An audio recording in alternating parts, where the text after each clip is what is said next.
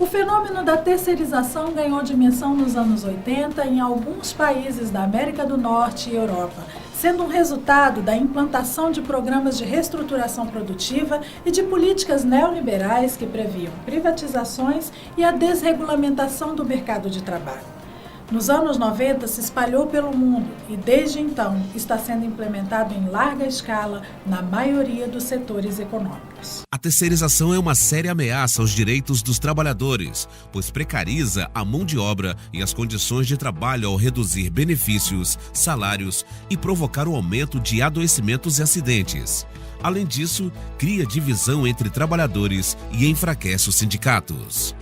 A terceirização começou em áreas de suporte à produção, como segurança, recepção e alimentação. Hoje é uma tendência de aumento de terceirização também em áreas produtivas.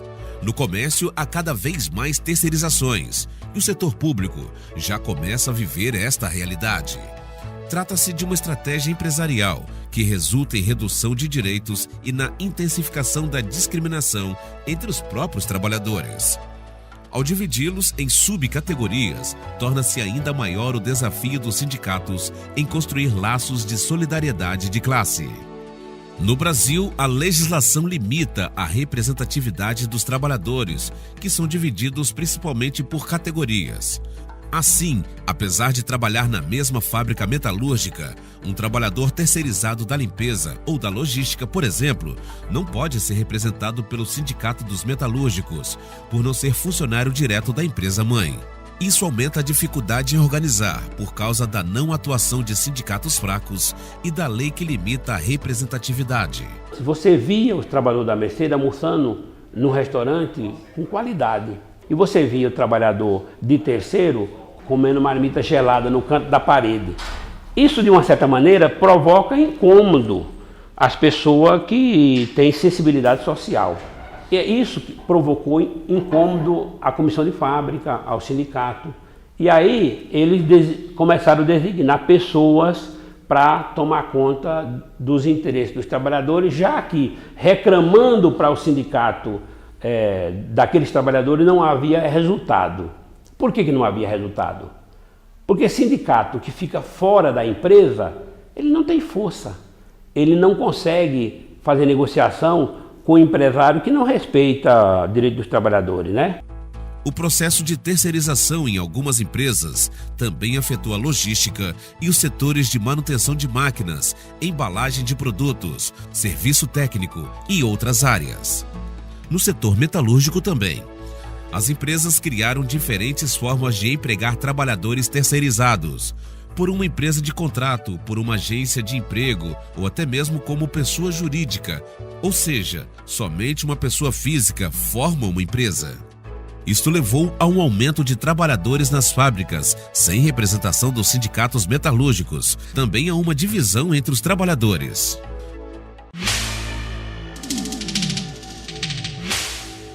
Os sindicatos lutam pelo fim da terceirização, mas na prática se veem confrontados com a sua ampliação.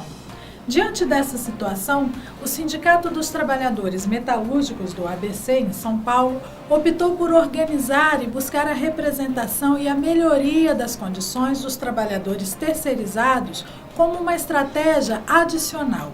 A comissão de fábrica primeiro designou um de seus membros para se dedicar exclusivamente aos trabalhadores terceirizados dentro da fábrica.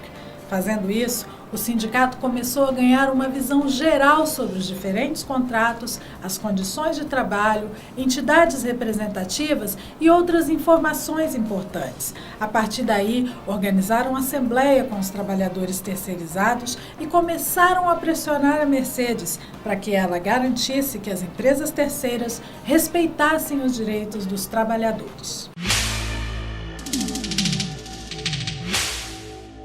A direção do Sindicato dos Metalúrgicos decidiu que a gente deveria defender os interesses dos trabalhadores terceirizados.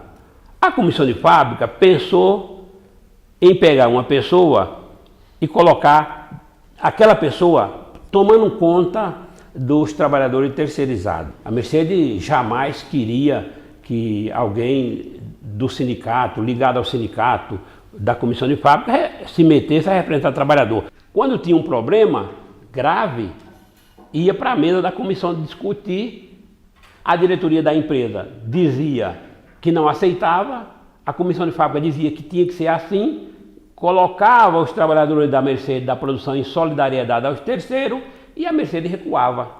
Então, muitas construção de acordo foi feito na forçada, porque se não forçar não faz. Como o sindicato não tinha o direito oficial de representar esses trabalhadores, utilizaram duas estratégias importantes. Quem explica é Walter Sanches, membro da comissão de fábrica da Mercedes. Nós tivemos dois processos na história da luta e da organização dos trabalhadores na Mercedes, aqui em São Bernardo, que contribuíram para que a gente pudesse ter um trabalho razoável para combater os efeitos nocivos da terceirização. Um deles foi a questão de que a gente nunca se prendeu às amarras da estrutura sindical e que apesar da gente não representar legalmente os terceiros, a gente nunca se furtou a representar de fato quando os sindicatos deles não tinham condições de atuar dentro da fábrica. Isso foi uma das coisas. E segundo, um trabalho de relações internacionais, de intercâmbio internacional, muito intenso, desde os anos 80. Então, a partir do ano 2000, nós conquistamos um Comitê Mundial dos Trabalhadores, com representação de trabalhadores de 7 países. Então, a ideia era o quê? Fazer com que as empresas multinacionais se comprometessem com as convenções fundamentais da OIT. Nós fomos a terceira multinacional do ramo metalúrgico a conquistar um acordo marco internacional, que no caso da Daimler chama Princípios de Responsabilidade Social.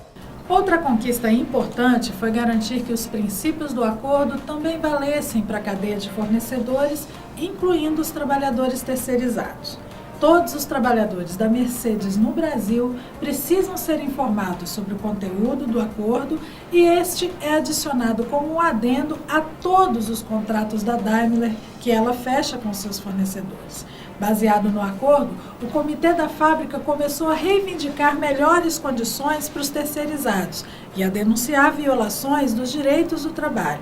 No entanto, isso não foi um processo fácil.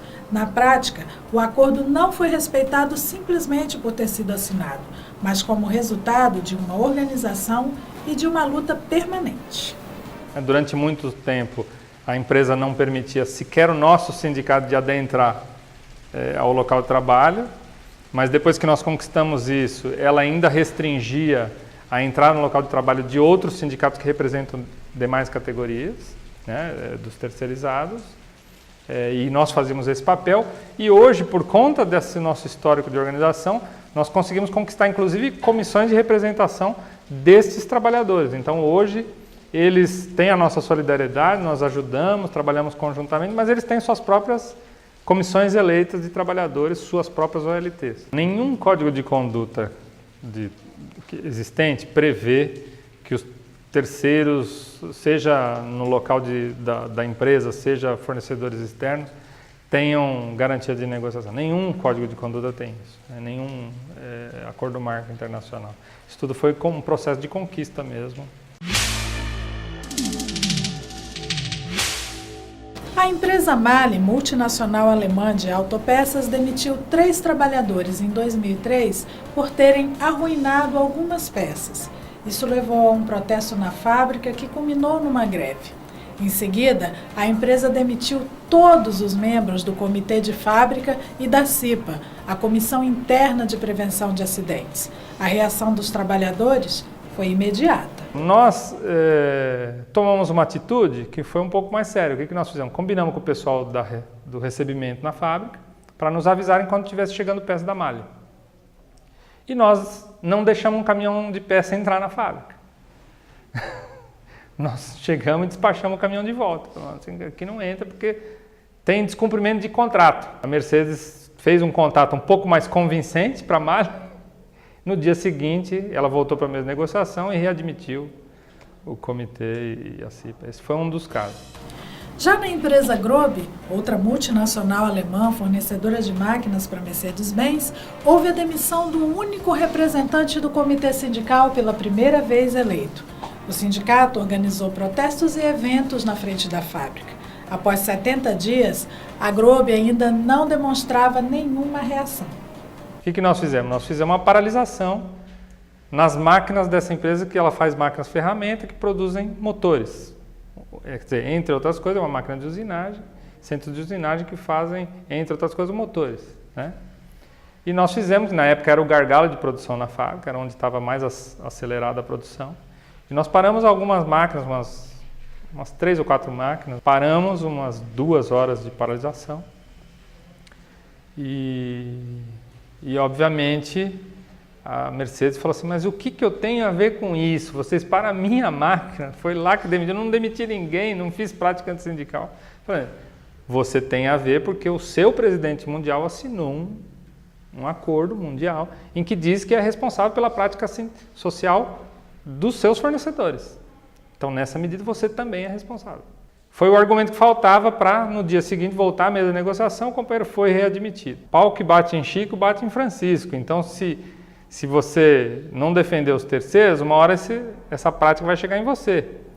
E se a terceirização for assim e isso for vantajoso para a empresa, ela vai cada vez mais terceirizar, inclusive a hora que vai terceirizar o seu trabalho. Outro problema enfrentado foi a contratação de trabalhadores como personalidade jurídica, os chamados PJ.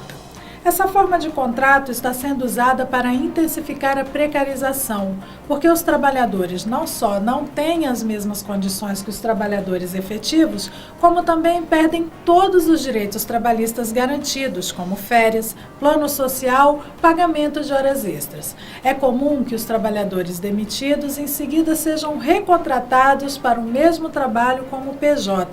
Quando a Mercedes começou com essa prática, os sindicalistas reagiram. Ele é um prestador de serviço, ele é a empresa. E uma vez, com as denúncias vinham surgindo muito, já devia ter algumas dezenas de pessoas, né? Nós resolvemos fazer uma movimentação, uma manifestação na empresa, nós fechamos todas as portarias, né? Pedimos todas as carteirinhas. Eu acho que tinha um rapaz lá, não lembro bem o nome dele, mas vamos supor que era Oswaldo da Silva. Que empresa você trabalha? A empresa OS, Oswaldo da Silva. Então ele era a empresa, né? Então nós pegamos, devia ter entre 40 a 60 pessoas lá dentro, né? E a gente conseguiu nesse momento que uma empresa lá contratasse todas essas pessoas, quer dizer, eles voltassem numa condição muito melhor do que eles estavam, né? Então eles teriam novamente os direitos de convênio, de alimentação, férias, 13º, tudo que um trabalhador tem direito. Em outro exemplo, a Mercedes contratou uma empresa fornecedora para a produção de algumas peças específicas por um prazo de 3 anos. A empresa empregou 42 trabalhadores para esse trabalho. Após o prazo, a Mercedes não renovou o contrato e os trabalhadores foram ameaçados de perder o emprego. Numa luta dura com a administração, que incluiu também uma greve, o sindicato conseguiu que a Mercedes empregasse os 42 trabalhadores diretamente e ainda conquistou a garantia de recontratação dos trabalhadores terceirizados pela nova empresa quando o contrato anterior termine. Assim, os trabalhadores permanecem no emprego e na fábrica. Foi muita briga, foi muita paralisação, foi muito vai e volta, mas nós conseguimos pela primeira vez desterceirizar e esses trabalhadores que prestavam serviço para essa empresa passaram todos a ser Mercedes-Benz. Não está garantido através do acordo com os sindicatos das categorias, né, que no momento que a empresa perde a concorrência para prestar serviço na Mercedes, né, a empresa sai. O nome da empresa sai, os trabalhadores permanecem em outra empresa, recebem tudo que tinha que receber da outra empresa, passa para uma nova empresa, mas garante um emprego ali na Mercedes, um emprego que a gente já falou, mais decente, mais positivo, porque ali tem uma representação, se não tiver vai criar uma representação para poder garantir os direitos dos trabalhadores. Para garantir maior organização, os terceirizados podem participar de um encontro semanal com a direção da Mercedes e a comissão de fábrica, onde são discutidos temas como condições de trabalho, direitos trabalhistas, investimentos na planta e outros assuntos de interesses dos trabalhadores. As multinacionais têm essa capacidade de aclimatação, que eu costumo dizer. Vão para qualquer país e esquecem totalmente a prática de relações sociais construtivas que tem nos seus países de origem, né? Então, para você combater isso, com organização, luta e solidariedade, seja entre terceiros e primeiros, né? Seja internacional. Às vezes nós precisamos ter campanhas internacionais de ajuda quando algum trabalhador está sendo desafiado em algum lugar do mundo. Às vezes um fornecedor que está num outro país, né, que fornece para um outro país, a gente tem que ter a mesma prática. O espírito tem que ser o mesmo, entendeu? De solidariedade global.